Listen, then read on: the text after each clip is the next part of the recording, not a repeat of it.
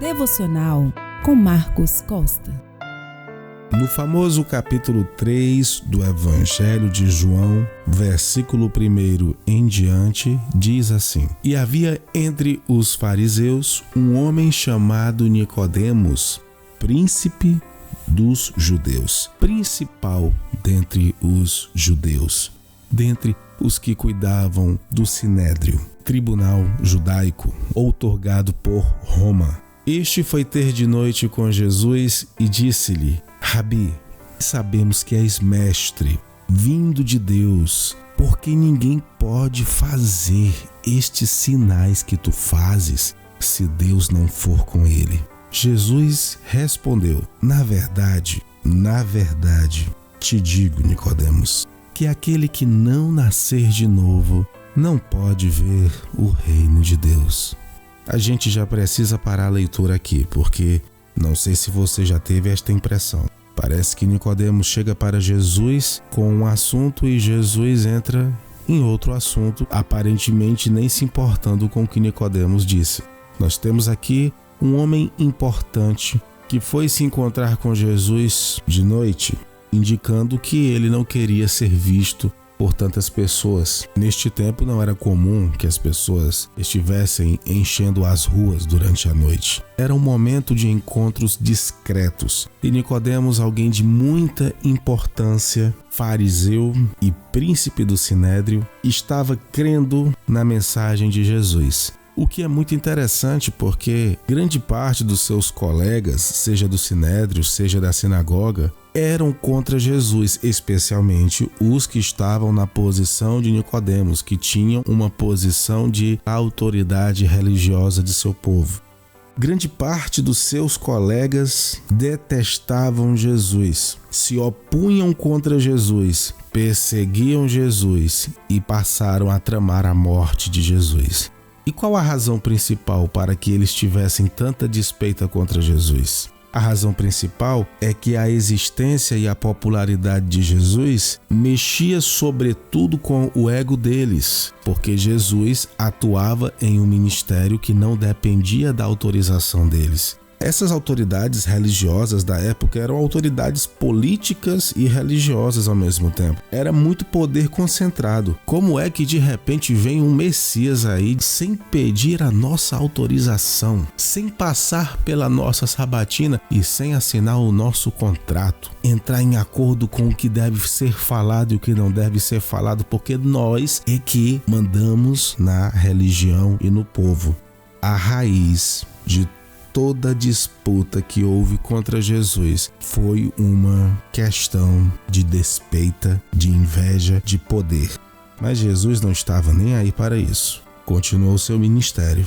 E o ministério de Jesus era falar de vida. O ministério de Jesus era aproximar as pessoas do Pai Celeste. E era inevitável que tal mensagem, tal ministério, tocasse o coração de pessoas em todas as camadas da sociedade, incluindo lá no núcleo do poder de Jerusalém. Nicodemos é um destes homens principais dentre os judeus. E ele foi tocado. E ele conseguiu um espaço na agenda de Jesus. Foi recebido por Jesus porque Jesus não fazia acepção de pessoas. Ele recebia pessoas que eram desprezadas pela sociedade. E também recebia pessoas que tinham honras e mais honras do povo. Nicodemos chega para Jesus já afirmando que existem evidências de que Deus está com ele. Observe, Nicodemos está dizendo que a razão principal de observar o ministério de Jesus é verificar, é perceber que ele realiza coisas maravilhosas. É curioso que é justamente no Evangelho de João que este diálogo é registrado, porque João não quis focar muito nos milagres que Jesus fez. Você pode contar quantos milagres foram registrados no Evangelho de João. Lição de casa para você pesquisar e você coloca aqui nos comentários quantos milagres foram realizados no Evangelho de João. João tinha como objetivo principal não mostrar simplesmente o que Jesus era capaz de fazer, mas principalmente mostrar quem era a pessoa de Jesus. E nos encontramos aqui em João 3, 2 e 3, na mesma discussão. Nicodemos afirma que é perceptível algo divino em Jesus porque ele pode fazer muitos sinais. É então que começamos a entender que a resposta de Jesus não é uma mudança de assunto, mas é um aprofundamento ao que Nicodemos precisava saber. Jesus então responde: Nicodemos, eu vou te falar francamente, na verdade, aquele que não nascer de novo não pode ver o reino de Deus.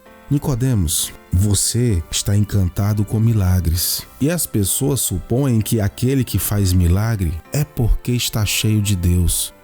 E pode ser, por que não? Deus faz milagres, por que não? Mas existe um ponto mais profundo de poder ver o reino de Deus. Nicodemos, eu quero dizer para você que o que mais importa não são os sinais que te deixam maravilhado.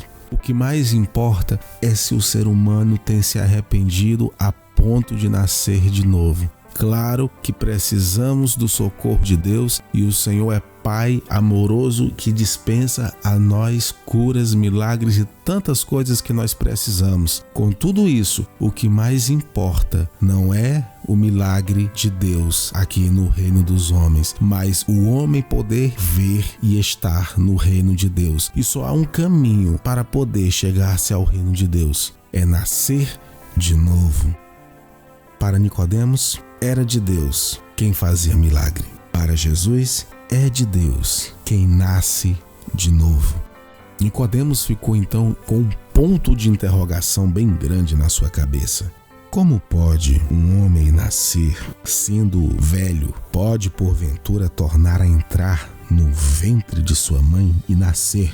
Jesus respondeu: na verdade, com franqueza, eu te digo que aquele que não nascer da água e do Espírito não pode entrar no reino de Deus. O que é nascido da carne é carne, o que é nascido do Espírito é Espírito.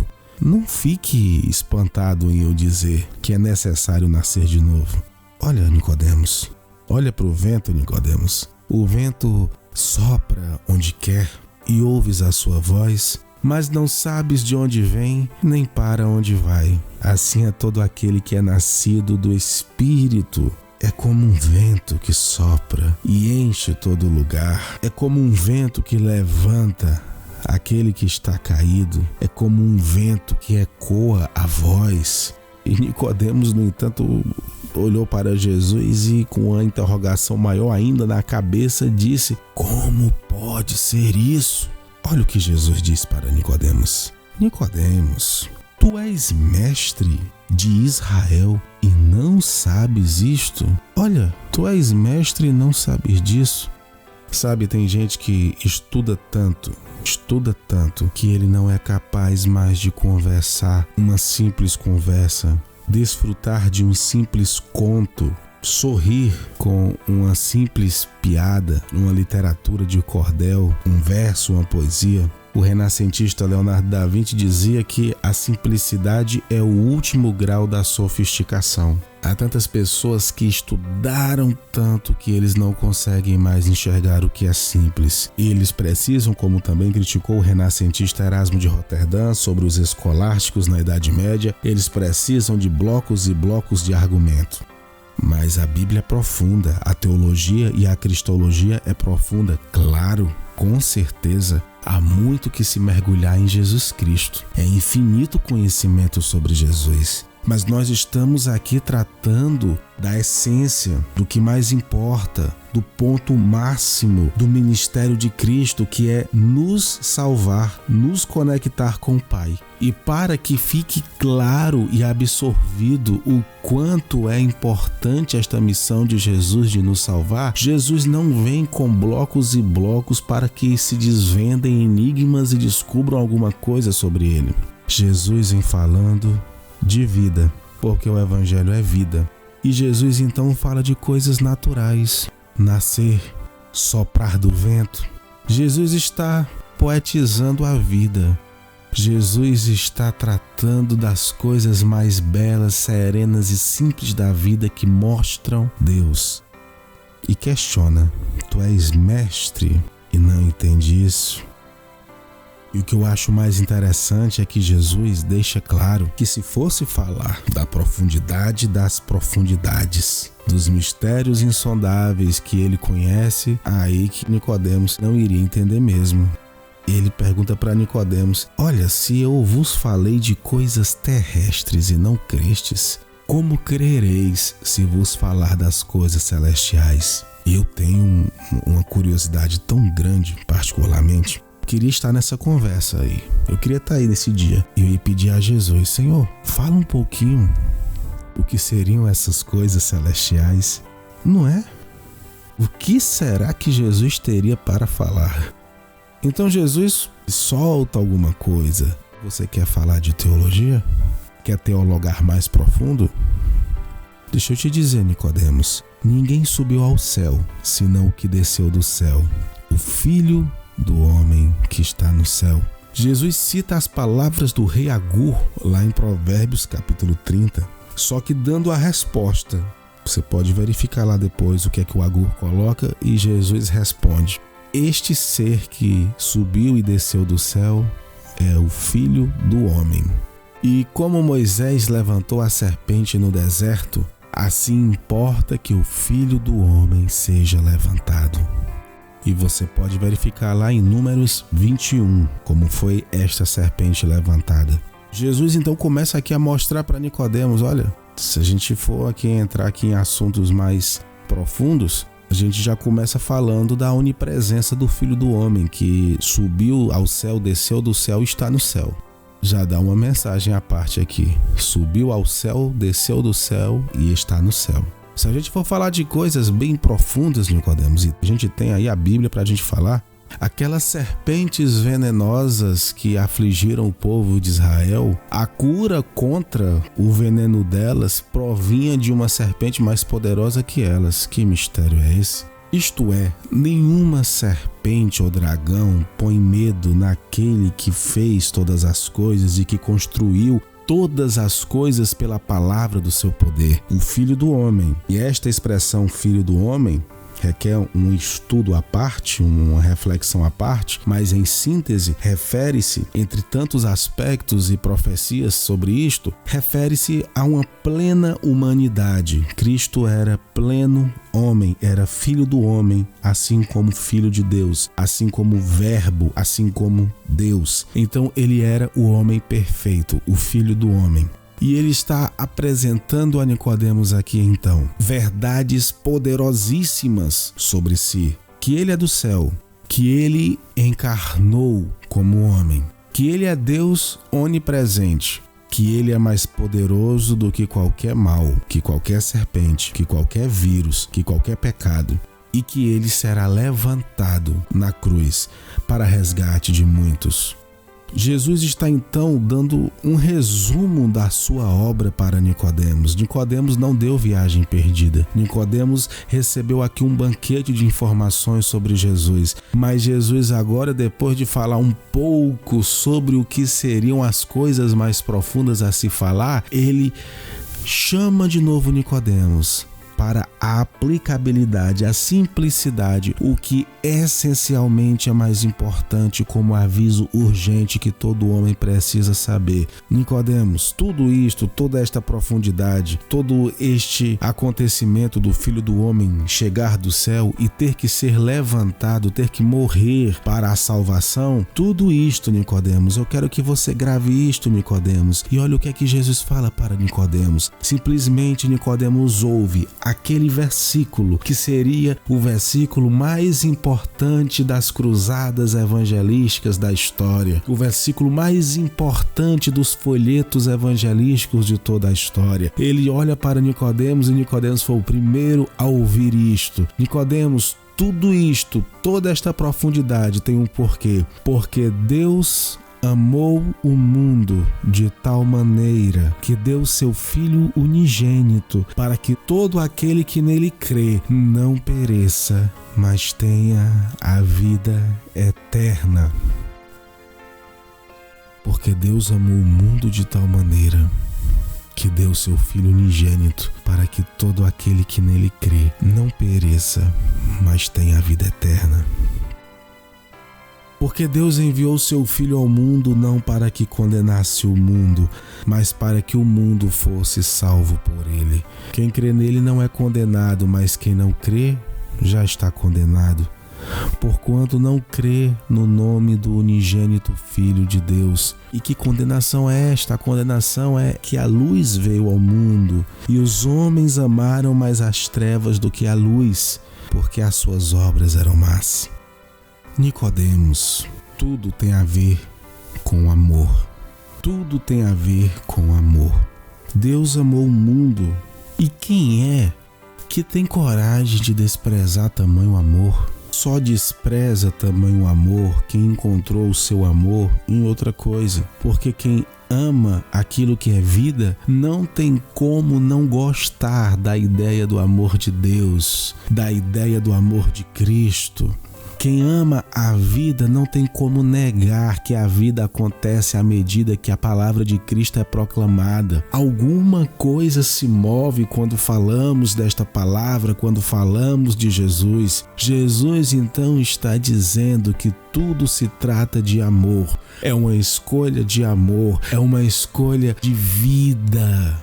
Podemos, Nicodemos, teologar, filosofar sobre muitas coisas e com certeza o faremos, mas tem duas palavrinhas que resumem o Evangelho: amor e vida. Você quer amor? Você quer vida? Está aqui o Evangelho da salvação.